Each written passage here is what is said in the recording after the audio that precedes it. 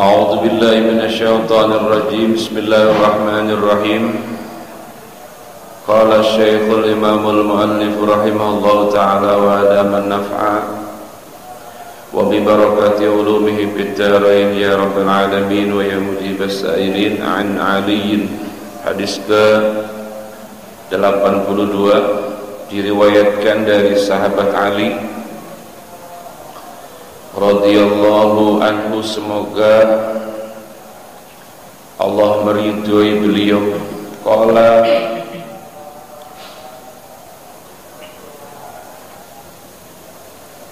berkata, ya Ali, amaroni Rasulullah sallallahu alaihi wasallam, amaroni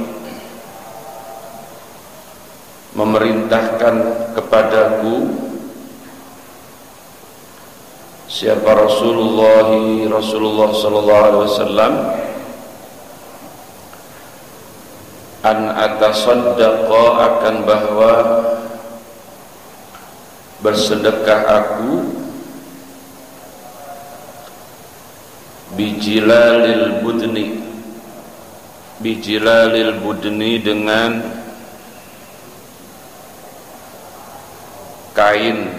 kain penutup onta, kain penutup onta, allati nahartu, yang berkorban aku akan al-budni, wa juludiha, dan kulitnya al-budni.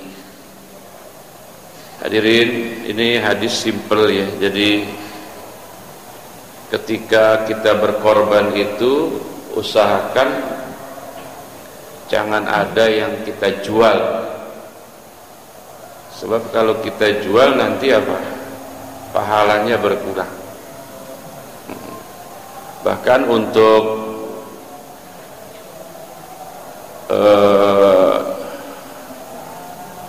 kaul yang lain mengatakan sampai tidak sah. Jadi misalnya bapak berkorban seekor sapi gitu ya, kemudian kulitnya bapak jual untuk biaya apalah, itu pendapat yang pertama mengatakan pahalanya berkurang, pahala korban. Tapi pendapat yang kedua mengatakan korbannya tidak sah. Nah, salah satu alasannya ya ini hadis ini. Jadi sahabat Ali diperintahkan oleh Rasulullah SAW untuk mensedekahkan semua terkait hewan yang dia sembelih ketika berkorban, termasuk kulitnya dan jilal. Jilal itu kalau zaman dulu itu orang berperang kan kendaraannya dipakai pelana ya. Nah, pelananya terus di bawahnya lagi ada penutup. Ya zaman dulu ya penutup semacam itu sangat berharga, karena kan jangan bayangin sekarang. Kalau bayangin sekarang ya nggak nyambung, karena kalau sekarang kan semuanya serba melimpah pakaian. Oh dulu kan. Jadi sedekahkan kepada siapapun. Jadi kalau korban itu memang tidak ada batasan apa siapa yang akan kita berikan. Jadi pokoknya kepada mustahik zakat boleh, bahkan lebih utama kepada orang kaya yang setiap hari makan daging boleh gitu. Bahkan kita hadiahkan kepada orang non muslim boleh. Hanya memang ketika daging korban itu kita hadiahkan kepada non muslim, ya tidak ada pahalanya. Kalau sama orang kaya ada pahalanya. Pahala apa? Pahala hadiah. Kalau sama orang tidak mampu, pahalanya pahala apa? Sedekah. Nah, nanti kalau bapak disedekahkan atau dihadiahkan kulit, nanti itu baru terserah bapak. Kan yang berkorban bukan bapak. Misalnya Bapak tidak dapat kupon, tapi dapat apa? Kulit sapi. Mending mana, dapat kupon satu apa kulit sapi? Ustaz Cuki? Hah? Ya mendingan kulit sapi, harganya lumayan ya. Jadi kalau ibu-ibu ya mohon ya kupon. Nah ya kalau sudah dapat bikisan itu, kupon itu kan hak kita, namanya sudah punya kita. Terserah kita mau buang, mau jual, mau masak juga jangan diatur-atur Pak, itu urusan saya. Kambing disemur, sapi disate kan kebalik gitu ya, kan? Itu kan terserah saya yang mau. Biasanya kan kambing diapain? Disate, daging kambing disate, daging sapi dia apa? Dia balik. Daging kambing dia semur, daging sapi dia boleh. Ya boleh, orang punya dia. Kecuali daging kambing orang dia sate, lah itu baru bermasalah itu. Paham ya? Hadis ini simpel tapi mengandung hukum ya. Mengandung hukum bahwa ketika kita yang berkorban itu ya tidak boleh. Tidak boleh ada yang kita jual. Tapi kalau sudah kita serahkan, kita sedekahkan, kita hibahkan, kita hadiahkan kepada panitia, kepada masjid, kepada siapapun, itu terserah ya. Terserah. Ya, silakan. Kalau sudah si yang berkorban itu minta bagian paha atau apa? Ya boleh, bahkan minta semua ya boleh. Boleh. Tapi besok suruh motong dewek tahun besok. Iya, jadi kan komposisi pembagian korban itu kan sepertiga buat dirinya, sepertiga buat sedekah, sepertiga lagi buat hadiah. Itu komposisi aturan fikihnya gitu. Kambing itu ada plus tulang ya, ada 30 kilo, berarti yang 10 kilo buat dia, 10 kilo buat apa? Sedekah itu berarti kepada yang tidak mampu ya. Kemudian 10 kilo buat hadiah. Berarti yang ada pahalanya yang mana tuh? Yang 10 kilo, yang buat sedekah. Yang buat hadiah ada pahalanya enggak? Masih ada hadiah, cuman lebih sedikit daripada sedekah. Ya dong, namanya hadiah itu kan ada pahalanya Pak, karena bikin senang orang. Maka di sepertiga yang ketiga ini kan boleh itu dikasih ke orang mampu, nggak apa-apa. Nah kalau mau pahalanya banyak lagi ya nggak usah ambil yang 10 kilonya nah itu. Tapi tetap disunahkan tabarruk memakan beberapa lukom itu apa ya? Beberapa suapan ya kira-kira bangsa sekilo kali ya, dan itu diambil ya beberapa suapan itu kan artinya sekilo kebanyakan enggak? Ya lukom sih bahasa fikihnya lukom itu apa sih? Ya beberapa suapnya begini bukan. Lah itu yang disunahkan yang diambil dari bagian hati dan limpa. Itu sunnahnya. Ya, kalau dia biasanya kan ulama-ulama dulu kalau dia kambing dicari sepertiganya itu paha. Ya nggak usah nimbang lagi, pokoknya kira-kira ancer paha belakang apa depan? Belakang ya. Oh kalau masalah sebelah kanan sebelah kiri terserah ya. Ya kalau dia sayap kanan ya kanan, kalau sayap kiri nggak ada aturan. Ya intinya sepertiga. Tapi dengan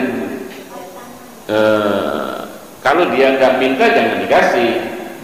Ya kasihan nanti kan pahalanya berkurang. Tapi kalau dia minta kasih. Nah mintanya berapa? Aturannya tadi sepertiga. Kalau dia minta lebih dari itu kasih aja. Kasih. Semua kasih. Tapi tahun besok apa? Potong dewek. Iya, itu sih nyuruh motongin, nyuruh ngeset, nyuruh macem-macem, udah rapi dia pengen minta itu. Ada yang gitu di sini ada? Ada. Wah. Ya, kalau di sapi nanti tinggal dikalkulasi berapa bungkus gitu ya. Jadi boleh misalnya bapak mau korban seekor sapi, kemudian bapak minta jadi 100 kupon saja, jadi 100 kupon gitu. Dari satu sapi dapat berapa? 100. Saya minta 30 kupon, boleh. 30 lebih ya boleh. Tapi dengan dia minta itu, kalau buat dirinya sendiri berkurang apanya? Kalau pahala korban itu dapat, korban pahala sodakohnya. Jadi korban itu kan ibadah yang bersifat maliyah, yang pahalanya itu melimpah. Saya kasih tahu ya. Jadi makanya orang kalau nggak berkorban itu rugi sekali ya. Pertama begini, orang berkorban itu sudah dapat pahala pada saat korbannya belum dibagi. Nah, itu. Bahkan di dalam hadis itu menunjukkan bahwa betapa cepatnya Allah kasih ganjaran korban itu seperti cepatnya darah menetes kemana? Ke bumi.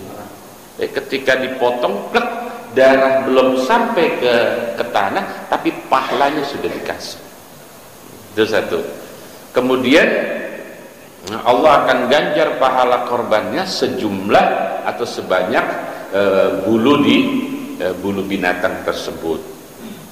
Ya, tapi hadis yang kedua ini kan harus direduksi supaya orang awam tuh pikirannya nggak kemana-mana. Sejumlah bulu, kalau orang awam sejumlah bulu binatang korban.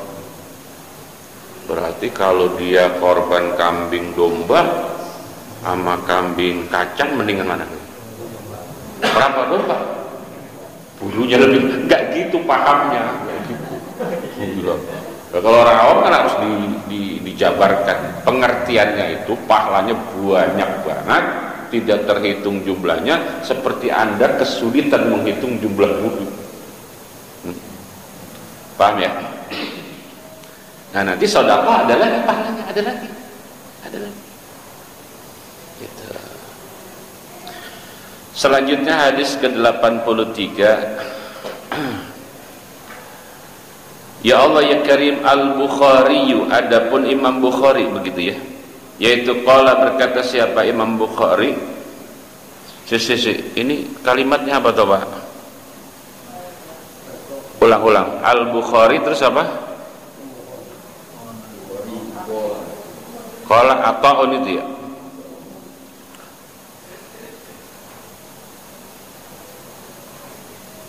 Ya Allah ya Karim.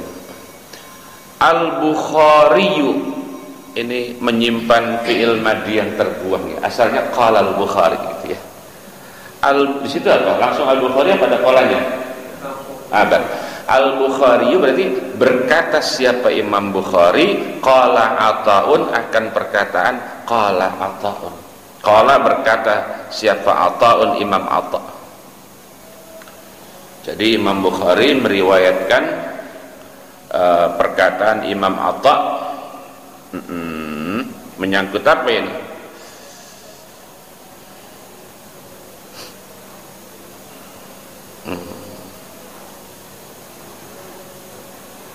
Mengenai orang yang sedang berihram itu kemudian dia lupa kalau dia lagi berihram, sehingga ada pelanggaran. Misalnya kan nggak boleh lagi pakai baju ihram itu menggunakan apa? Wangi-wangian misalnya kan. Dia lupa kalau dia sedang apa? Tiba-tiba memakai minyak mandi. Nah, seperti itu. Atau dia lupa kalau dia sedang ihram tiba-tiba pakai jaket gitu. Namanya orang lupa kan? Ya wajar ya. Orang yang enak tuh kalau puasa lupa tuh enak banget. Bapak kalau lupa itu bilangnya apa kalau lagi puasa, Pak? Alhamdulillah nggak semua orang dikasih nikmat lupa. Ya, lupa kalau bulan puasa. Puasa itu tinggal 3 bulan lagi loh Bu. Tanggal 1 Maret itu sudah awal puasa. Sudah beli kolang-kaling belum? Ini kan udah mau Desember, Januari. Ya Allah, 3 bulan lebih dikit. Jadi hari pertama itu kan biasanya belum beradaptasi kita. Ya namanya awal Ramadan gitu ya. Cara pagi-pagi biasa sarapan, nyusu, yang ngerokok misalnya, mau berangkat kerja. Ya nggak tahu kalau semalam dia habis sahur, piringnya belum dicuci. Klotek, gue bikin nasi gorengnya pagi-pagi itu kan. Bininya tidur, lalu semalam bangun jam 2. Orang kerja ya cara nasi goreng, wah telurnya mata sapi lah, kerupuknya 2. Lah selesai sarapan terus dia ngopi, nyusu, ngerokok. Lagi ngerokok udah tinggal puntungnya dikit lagi, bininya bangun, "Pak, puasa." Bilangnya apa? Alhamdulillah. Apalagi diingetinnya udah injury time itu, udah tinggal puntungnya doang gitu.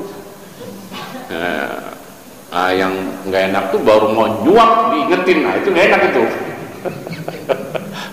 Jadi kalau cara lupa begitu ya memang ini lupa benar, bukan pora-pora lupa. Ya suami istri juga kalau lupa gitu tengah hari bolong berdua-duaan nggak batal puasanya. Cuman ilok lupa sampai kompak begitu kan. Lagi gitu kan aneh. Nah ini hadisnya. Idza tatayyaba, jadi apabila memakai minyak wangi atau wangi-wangian siapa muhrim itu berarti orang yang ihram haji atau ihram umrah. Aula bisa atau memakai muhrim. Lah memakai tentunya lubsul muhim pasti ya, yang dimaksud labisa ini adalah apa?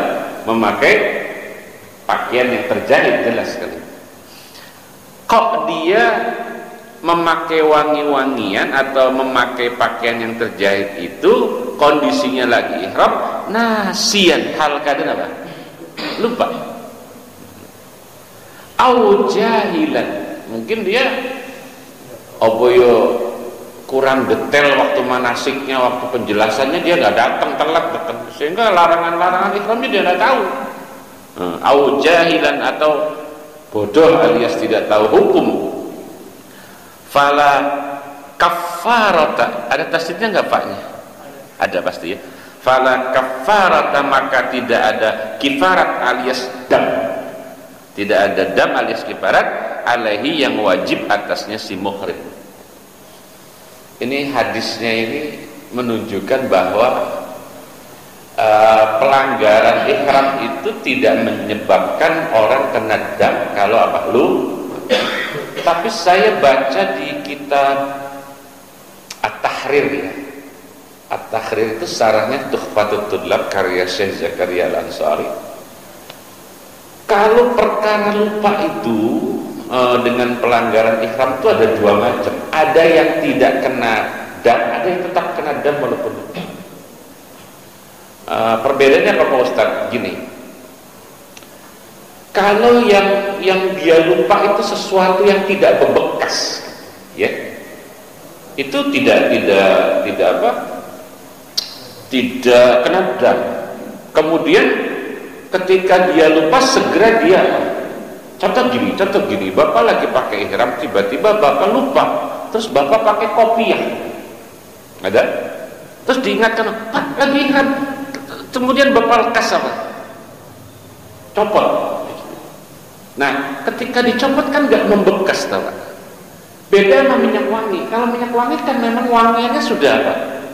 Menempel di baju. Nah, kata Syekh Zakaria Al-Ansari dalam kitab At-Tahrir karya tadi sarahnya Tuhfatul Tullab itu, kalau lupanya seperti pakai kopiah tadi yang ketika dibuka terus tidak berbekas, dan langsung begitu, nggak entar-entaran gitu, tahu nggak entar-entaran, udah diingetin masih anteng aja gitu. Itu kasus seperti itu memang dia nggak kena dam. Tapi kalau lupa menyangkut minyak wangi, itu tetap kena dam. Kenapa? Perkara yang dia langgar itu udah langsung melekat. Ya silakan Bapak mau pakai kaul yang mana? Perkataan Imam Atta dalam hadis Bukhari nomor 83, apa pernyataan Syekh Zakaria Al-Ansari dalam kitab At-Tahrir, apa itu syarahnya Tuhfatul seperti itu. Monggo.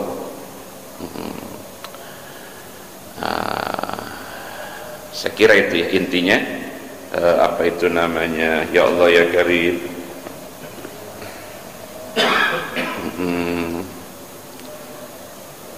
Isya sekarang jam berapa tuh Pak? Isya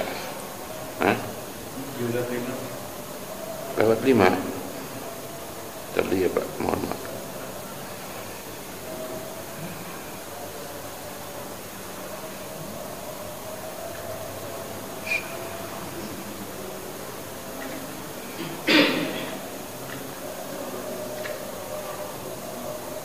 Oke ya, ini harus pakai jam ini supaya, oh ya masih 26 menit lagi. Kalau pakai celana dalam gimana? Ada juga suka lupa gitu. Iya, kalau lupa segera copot. Tapi nggak kena dam. Enggak, kan dia nggak bebekas. Yang bebekas itu kayak wangi, melekat. Pakai celana dalam memang ntar waktu dibuka karetnya masih nempel kan? Kan kayak gitu. Maksudnya itu tidak ya itu. Tapi kalau ngelihat hadis ini kan semuanya bila dam itu nggak ada dam sama sekali ya. Mau minyak wangi maupun apa, lubsun kan ya. Silakan. Silakan Bapak mau pakai apa? Yang ini apa yang di Syekh Zakaria?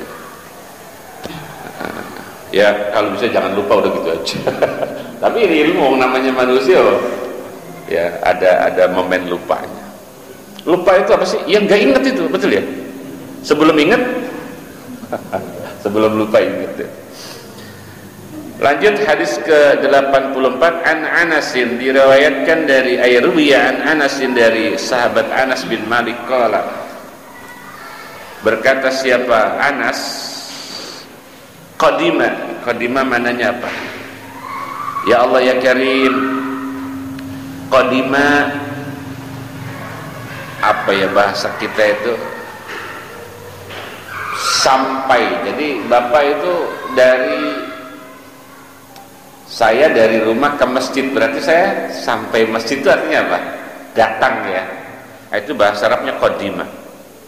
Jadi sampai mendatangi siapa Nabi Muhammad SAW al-Madinah. Jadi ceritanya Nabi sampai ke kota Madinah. Ini waktu hijrah berarti. Nah, sampai di Madinah, wa amara, dan memerintahkan siapa Nabi bibina'il masjidi, untuk membangun masjid yang kemudian ini kita sebut sebagai Masjid Nabawi. Faqala, ketika Nabi memerintahkan sahabat dan orang Madinah untuk membangun masjid, yang cerita panjangnya itu di mana lokasinya gitu, kemudian Nabi sampai kepada sebuah tempat yang kebetulan tempat itu sudah ada temboknya, ada pekarangan yang sudah ada apanya, tembok. Kalau di cerita yang lain tuh, ketika Nabi turun dari onta, sahabat-sahabat tuh yang sahabat Ansar tentunya itu berebut supaya apa? Nabi singgah dan kemudian membangun masjidnya di tanah dia gitu kan. Jadi sebagai wujud penghormatan orang Ansar kepada Nabi. Tapi Nabi kan nggak begitu. Akhirnya kan cerita itu Nabi mengambil isyarahnya dari onta. Terserah dah onta ntar ngasoknya di mana gitu ya. Yang lagi-lagi itu kan petunjuk dari Allah. Ternyata si onta tadi ngasoknya di sebuah tempat yang Dalam cerita itu tuh milik anak yatim. Nah, ini hadis apa yang sama ini menyebutkan itu. Nah, kemudian di tempat yang onta diam itu kebetulan di pekarangan yang sudah ada apa? Temboknya. Faqala, kemudian berkata siapa Nabi, ya Bani Najjar. Bapak kenal Bani Najjar enggak, Pak? Enggak ya. Bani Najjar itu kayak Pak Jokowi. Loh, kok Pak Jokowi? An-Najjar itu mana tukang kayu. Pak Jokowi itu kan tukang kayu katanya, ya. Jadi Habib An-Najjar itu seorang Kristiani yang yang sangat memegang teguh kepada ajaran Nabi Isa. Jadi itu diabadikan dalam surat Yasin, wajaa min aqsal madinati rajuli yas'a qala ya qaumi tabi'ul mursalin. Itu ada cerita namanya Habib An-Najjar di sebuah daerah yang namanya Antokiyah. Nah, udah itu kalau saya ceritain panjang sekali, nggak usah. Nah, di Madinah itu ada namanya An-Najjar, itu nama suku, Pak. Seperti Quraisy sama. Yang dari Bani Najjar itu melahirkan Bani Adi. Bani Adi itu yang kemudian menjadi sukunya dari bibiknya Abdullah. Jadi Abdullah itu punya ibu, ya, ibunya itu dari Madinah, dari kabilah Adi Bani Najjar. Nah, sementara kan bapaknya Abdullah alias kaumnya Nabi itu kan Abdul Muthalib dari Quraisy, yang itu dari Hashim, jadi beda. Jadi ternyata Nabi sampai di Madinah itu ketemu apa? Bani Najjar yang merupakan suku dari bibinya bapaknya Rasulullah SAW. Nah, sampai di situ sampai di lokasi yang Nabi anggap di sini berdasarkan isyarat onta itu, kemudian Nabi minta tolong ini ditawar berapa harganya tempat ini yang sudah ada apa itu temboknya. Apa kata Nabi? Apa kalimatnya? Saminuni, hargailah kalian kepadaku, maknanya berapa yang mau dijual gitu, hargailah. Jadi ini per meter berapa gitu cara kita, tapi kalau bahasa Arabnya apa? Saminuni, hargailah kalian akan tanah ini kepada saya, kata Nabi begitu. Lah, kebetulan yang punya tanah itu dua orang yatim yang kita kenal sebagai nama Sahal dan Suhail, kembarnya Nabi. Jadi ada yatim di Madinah, laki-laki namanya siapa? Sahal dan Suhail. Dan itu ada walinya itu ya pengasuhnya. Jadi ketika Nabi tanya berapa harga tanah ini untuk dibangunkan masjid, kemudian faqalu, berkata mereka, ya, dua orang yatim dan walinya yang belakang kita sebut Sahal dan Suhail, lah apa itu? La naklubu, ya.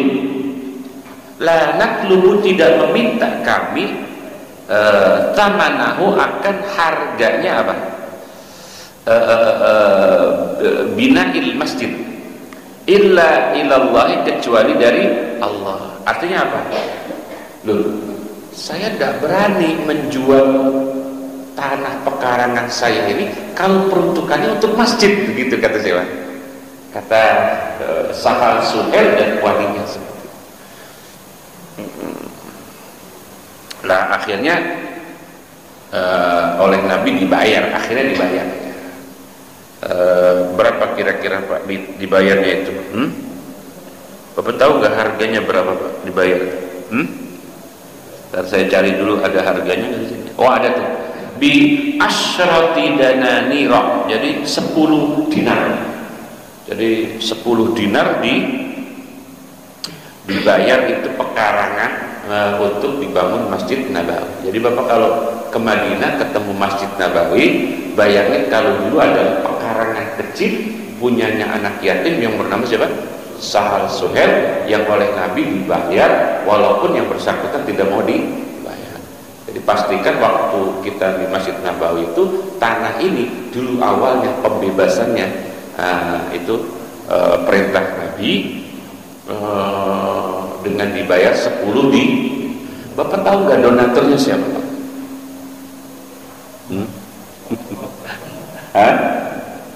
Tebak aja lah, tapi nggak mungkin Abu Lahab lah, nggak mungkin itu kan? Siapa donaturnya? Abu Bakar As-Siddiq. Lagi-lagi Abu Bakar memang. Saya kangen sosok Abu Bakar ya. Di Gandaria nggak ada sih orang kayak Abu Bakar ya. Kalau ada saya tempel terus. Tahu banget tuh. Jadi cara saya bangun pesantren itu seorang aja udah itu. Karena nggak ada Abu Bakar maka saya kumpulin banyak orang. Nah itu ya. Jadi Gus Ikdam itu Abu Bakarnya Haji Beki. Jadi memang orang-orang pejuang itu harus selalu ada donatur yang gagah. Ya orang kaya saya ini belum punya dari ini kayak curhat berarti saya. Akhirnya ya korbannya jamaah lagi ya. Saya nggak punya donatur hebat berarti ya. Mungkin apa saya jadi ketua partai dulu itu ya. Kalau saya jadi ketua partai ya bikin pesantren gampang.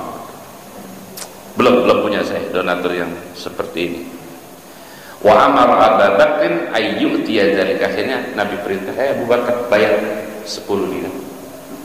Jadi kalau 1 dinar itu 4 juta ya, berarti 10 dinar 40 juta saat itu.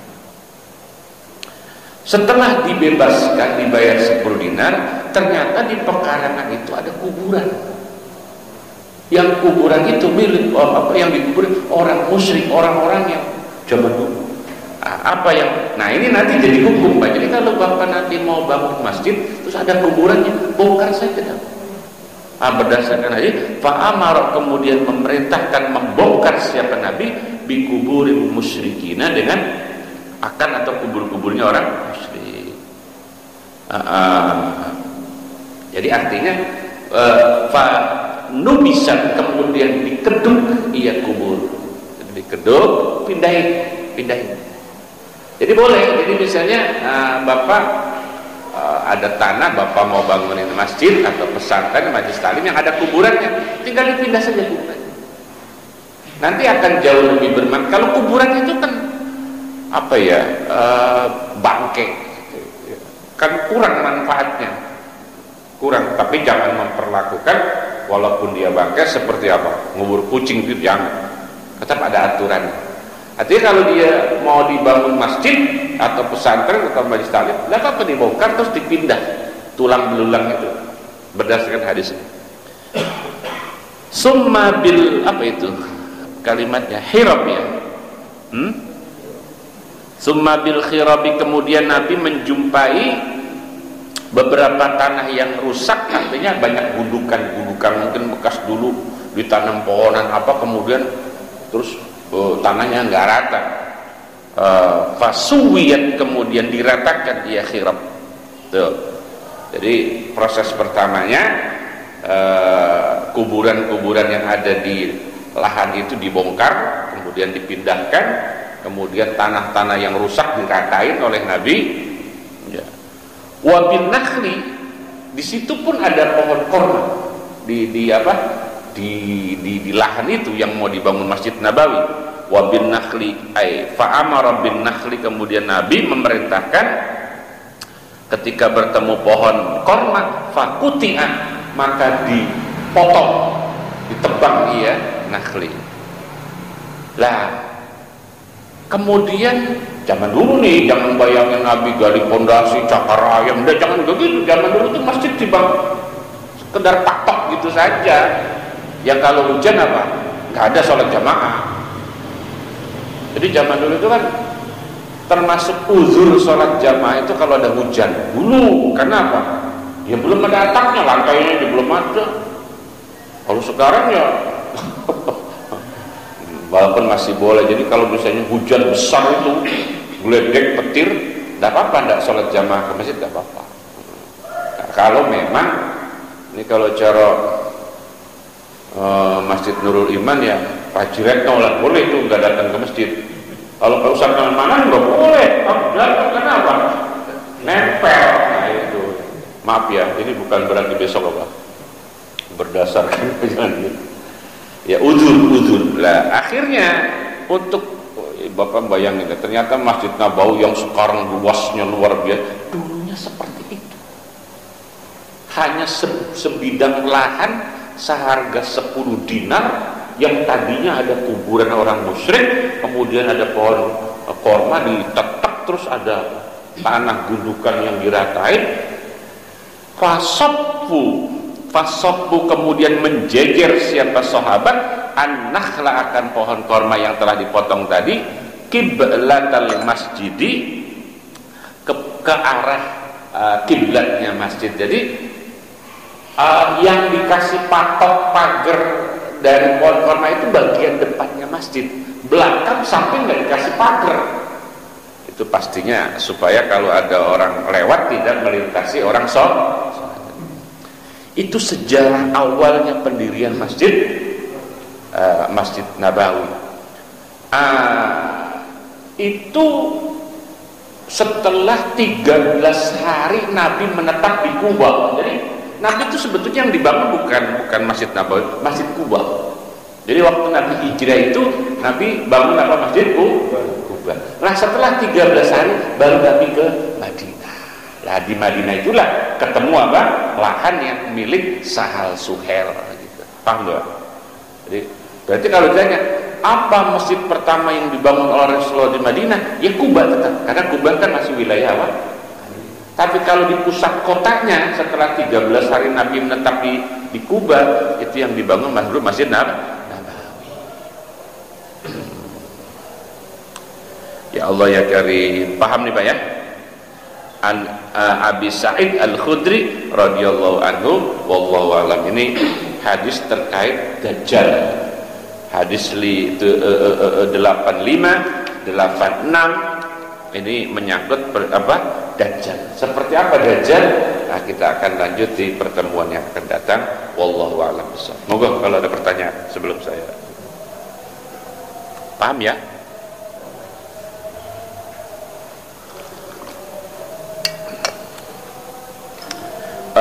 Itu ya tadi kayak Nabi memotong pohon ya. Sebetulnya kan Mekah Madinah itu kan statusnya tanah suci Mekah, tanah suci Madinah. Ada 12 larangan yang tidak boleh dilanggar ketika kita ke tanah suci, khususnya kota Mekah. Kayak berburu, memotong pohonan. Nah, kok tadi Nabi itu memerintahkan sahabat memotong apa? Memotong pohon korma. Itu apa enggak kena dam? Kok boleh? Di situ terjadi perdebatan di kalangan ulama. Yang pertama begini, memotong pohonan yang akhirnya kena dam itu bila pohonan yang kita potong itu tidak tumbuh lagi, itu yang baru kena dam. Tapi kalau mangkas beda memotong. Kalau mangkas tuh yang mungkin batangnya kemana-mana itu boleh, itu tidak sampai itu pendapat tuh. Yang kedua, ini terkait kasus Nabi memotong pohon di Madinah. Apa yang dilarang di Mekah tidak semua dilarang di Madinah. Itu pendapat kedua. Pendapat ketiga yang saya pegang, waktu Nabi sampai di Madinah belum ada larangan itu. Nabi hijrah ke Madinah itu belum berlaku larangan-larangan itu. Nah setelah itu baru Nabi memperlakukan larangan-larangan. Jadi terkait hadis kok Nabi memotong pohon korma, padahal kan itu bagian yang dilarang. Pohonan, berburu itu dilarang, tapi binatang yang yang sebangsa barriyin, apa barriyin? Yang sebangsa daratan. Jadi kalau kayak bahriyin, lautan atau tidak apa-apa. Jadi Bapak sampai lagi ihram sambil mancing itu tidak apa-apa, nggak ngajar itu. Cuman di mana mancing itu nanti? Jadi yang dilarang itu kalau hewan yang bersifat daratan. Tapi kalau yang bersifat air itu tidak apa-apa. Wallahu a'lam bishawab. Al-Fatihah. Iyyaka na'budu wa iyyaka nasta'in ihdinas siratal mustaqim siratal ghairil maghdubi 'alaihim waladdallin ya karim. Bismillahirrahmanirrahim. Alhamdulillahirabbil alamin. Allahumma shalli ala sayyidina Muhammad wa ala ali sayyidina Muhammad. Allahumma anfa'na bima 'allamtana wa 'allimna bima yanfa'una. Nas'aluka ilman nafi'a wa amalan mutaqabbala wa rizqan halalan katsira wa wasi'an mubarakan ya arhamar rahimin. Sallallahu alaihi wasallam Muhammad wa alihi wa sahbihi wa baraka wa sallam. Walhamdulillahirabbil alamin. Minta maaf. Assalamualaikum warahmatullahi wabarakatuh.